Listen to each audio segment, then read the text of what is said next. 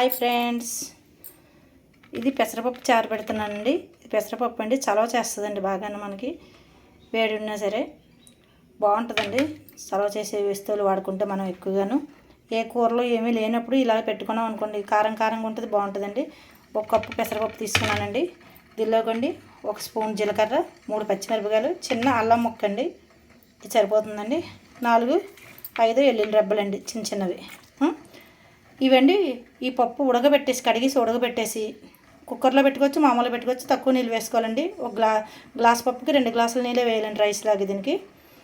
ఇది మనం ఉడకబెట్టుకోవాలండి. ఫస్ట్ సగం ఉడికాక ఈ ఐటెంలు వేసుకోవాలండి. జీలకర్రను, ఈ పచ్చిమిర్చి, అల్లం ముక్క, వెల్లుల్లిపాయలు మిక్సీలో వేసుకోవచ్చు, లేకపోతే రోట్లో వేసి కొట్టుకోవాలండి. మనం బండిచ్చి అలాగని కొట్టేసి చితగొట్టేసి వేయాలి, లేకపోతే మిక్సీలో వేసుకొని ఒక టిప్పు తిప్పాక వేసుకోవాలండి. ఈ పెసరపప్పు చారుకండి. ఇది తాలింపు దినుసులండి. 3 ఎండుమిరపకాయలు, 4 ఎల్లుల్లి రెబ్బలు, 2 కరివేపాకు రెబ్బలు, ఆవాలు, జీలకర్ర. చూపిస్తానండి ప్రాసెస్. ఇప్పుడు ఇది మనం ఈ కప్పు కుక్కర్లో వేసుకుంటున్నామండి. పెసరపప్పు కప్పు అండి. కడిగేసి మనం స్టవ్ మీద పెట్టుకోవాలండి. ఒక కప్పు 2 సార్లు కడిగానండి పెసరపప్పు. 2 సార్లు కడిగేసి పెట్టాను. ఒక కప్పు నీళ్ళు వేసానండి. ఇదిగోని 2వ కప్పు అండి. ఇది 2 కప్పులు నీళ్ళండి, అంతేండి. ఎక్కువ వేసుకోకూడదు, పొంగిపోద్దండి పెసరపప్పు. అందువల్లనే ఒక్క నూనె చుక్క వేసుకుంటే తొందరగా ఉడికిపోద్దండి, కందిపప్పుకైనా పెసరపప్పుకైనా మనం. అందువల్ల ఇప్పుడు ఇవి మిక్సీ తిప్పుకోవాలండి. మిక్సీలో వేసుకుంటున్నాను, చిన్న మిక్సీ గిన్నెలో. వెల్లుల్లి రెబ్బలండి, 3 పచ్చిమిరపకాయలు, చిన్న అల్లం ముక్క అండి, చిన్నదే, ఘాటుగా ఉంటుందండి కొంచెం అనేసి. జీలకర్ర 1 స్పూను, ఇది కూడా వేసుకుంటున్నాను. దానిలోనే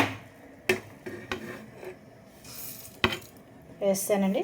అది ఒక ట్రిప్ మిక్సీ తిప్పాక దీనిలో వేసుకొని కుక్కర్ మూత పెట్టుకొని మనం విజల్ వచ్చి 3 విజల్ అయితే సరిపోతుందండి. పెసరపప్పు ఎక్కువ అక్కర్లేదు. ఫ్రెండ్స్, స్టవ్ వెలిగించాను. ఈ పప్పు పెట్టుకున్నానండి. ఒక పొంగాలండి, బయటకు వచ్చే వరకు కాదండి. పొంగితే అప్పుడు వాటర్ అంతా ఇదైపోద్దండి. అప్పుడు మనం మూత పెట్టుకోవాలి, ఎందుకంటే లేకపోతే పొంగిపోయి స్టవ్ అంతా పాడైపోద్దండి. అందువల్లని చూపిస్తానండి. ఇవ్వండి ఫ్రెండ్స్, ఒక్క నూనె చొక్కండి. కందిపప్పు కానీ పెసరపప్పు కానీ వేసుకుంటే తొందరగా ఉడుకుద్దండి. చూడండి ఫ్రెండ్స్, పెసరపప్పు ఇలా పొంగు వస్తుందండి. అంటే ఎక్కువ వాటర్ వేసుకోకూడదండి, తక్కువ, అందుకే చూపించాను 2 కప్పులు అంతేనండి. ఇప్పుడండి ఇదిగోండి అల్లం, వెల్లుల్లి, జీలకర్ర. నేను ఇలాగా చూడండి, మెత్తగా మరీ చేసుకోకూడదండి, కొంచెం కసేపేసాగా ఉండాలండి. చూడండి ఇలాగా. ఇది ఇప్పుడు ఇందులో వేసేయాలండి. వేసేసి మనం మూత పెట్టుకోవాలి, కుక్కర్ మూత. సరిపోతున్నాయండి 3 పచ్చిమిరపకాయలు. ఘాటు తినేవాళ్ళు అయితే 2 తక్కువ వేసుకోవాలి, ఘాటు తినేవాళ్ళు అయితే ఎక్కువ వేసుకోవాలి, ఘాటు తిన్న వాళ్ళు అయితే తక్కువ వేసుకోవాలండి.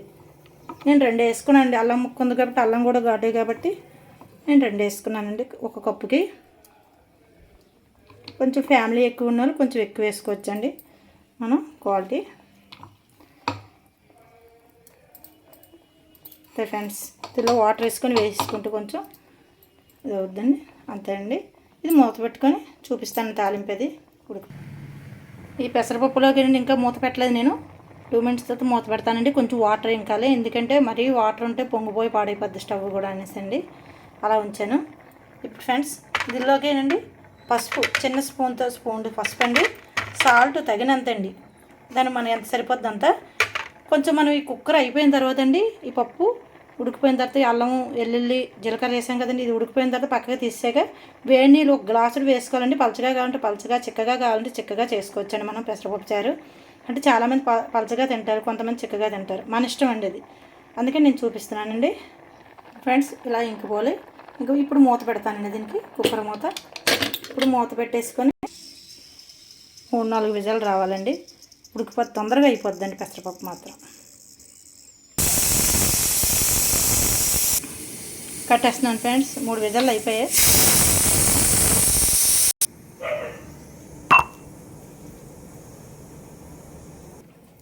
ఫ్రెండ్స్, అయిపోయింది పప్పు. కుక్కర్ మూత తీసేసానండి. ఇవన్నీ చూడండి ఇలా మెత్తగా అయిపోయిందండి. ఇలా అన్నీ వేసాం కదండి, అయినా సరే ఇప్పుడు మనం ఇందులో పసుపు చిన్న స్పూన్తో, దీనిలోనే సాల్ట్ అండి తగినంత. చెప్పాను కదండి, 1 స్పూన్ సాల్ట్ అయితే సరిపోతుందండి. పలచగా వేసుకుంటే పలచగా చేసుకోవచ్చండి మనం. మన ఇష్టం అండి. దీన్ని ఇప్పుడు ఒకసారి మెదిపేసి గరిటతో వేడి నీళ్ళు కాసించుకున్నానండి, చూపిస్తాను. హాట్ వాటర్ అండి, అది వాటర్ కలుపుకోవచ్చండి కొంచెం మనం చిక్కగా ఉంటే. ఫ్రెండ్స్ ఇలా కలుపుకోవాలి. పప్పు మనం వెల్లుల్లిపాయ, జీలకర్ర, అల్లం వేసాను కదండి, ఫ్లేవర్ చాలా బాగుందండి, స్మెల్ బాగా వస్తుంది. ఇలా ఉండాలండి. మనం రైస్లో కలుపుకుంటే చాలా బాగుంటుందండి ఇది. ఇప్పుడు మనం తాలింపు వేసుకుందామండి. తాలింపు దినుసులు ఇక్కడే పెట్టానండి, నేను చూపించాను కదండి. ఇవన్నీ తాలింపు వేసుకొని దీనిలో వేసుకోవడమేనండి. తాలింపు పెట్టుకున్నానండి.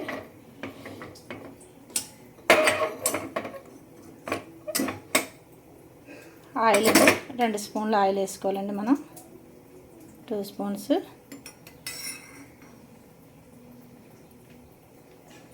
మరి కొంచెం సరిపోతే మళ్ళీ ఇబ్బంది కదండి. కొంచెం వేడెక్కే వరకు అండి. అది వీటెక్కాక ఫస్ట్ వెల్లుల్లిపాయలు చెదగొట్టుకున్నానండి. ఇవి కొంచెం రాయి పెట్టి మనం కొట్టుకుంటే మెత్తగా అవుతాయండి వెల్లుల్లి దెబ్బలండి. ఇప్పుడు ఎండుమిర్చి అండి,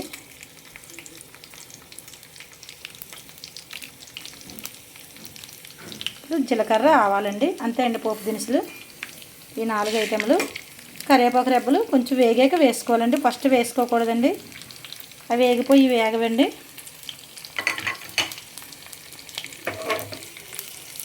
దీనిలో చాలామంది ఇంగువ కూడా వేసుకుంటారండి, చాలా బాగుంటుంది. కానీ నేను వేయట్లేదండి, దాన్ని ఇంగువ వేయట్లేదు.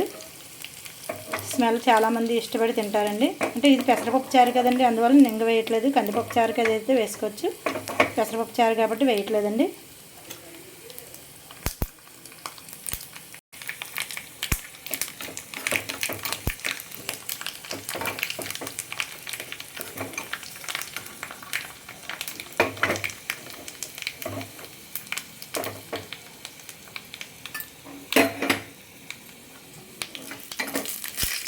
ఇప్పుడు కరివేపాకు వేసుకోవాలండి.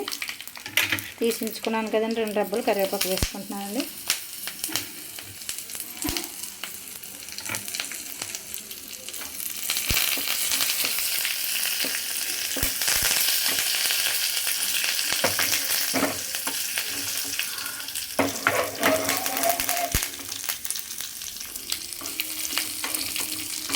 బాగా వేగిపోయండి, కట్టేసుకోవచ్చు స్టవ్.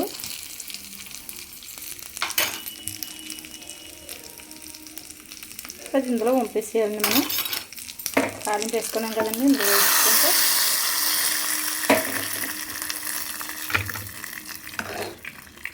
వేడి పెసరపప్పు చారండి. వర్షం పడినా మనం ఇలా చేసుకుంటే సర్వ్ చేస్తుందండి. వర్షానికి కూడా చాలా బాగుంటుందండి ఇది. మనం తినే కొలది తినాలనిపిస్తుందండి పెసరపప్పు చారు.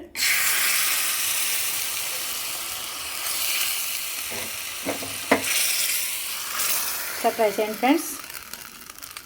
అయిపోయిందండి.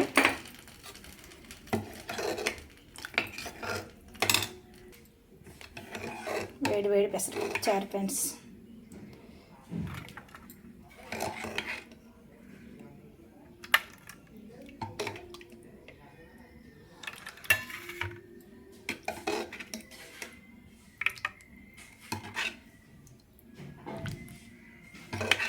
దీనిలో కొత్తిమీర గట్ట వేసుకోకూడదండి పెసరపప్పు చారులో.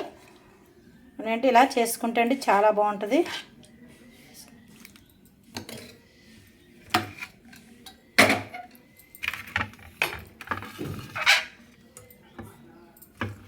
చూడండి ఫ్రెండ్స్, వేడి పెసరపప్పు చారండి. నేను ఐటమ్స్ అన్ని చెప్పాను, ఒకసారి ఇలా ట్రై చేయండి ఫ్రెండ్స్. నచ్చితే లైక్ చేయండి, షేర్ చేయండి ఫ్రెండ్స్. Bye friends.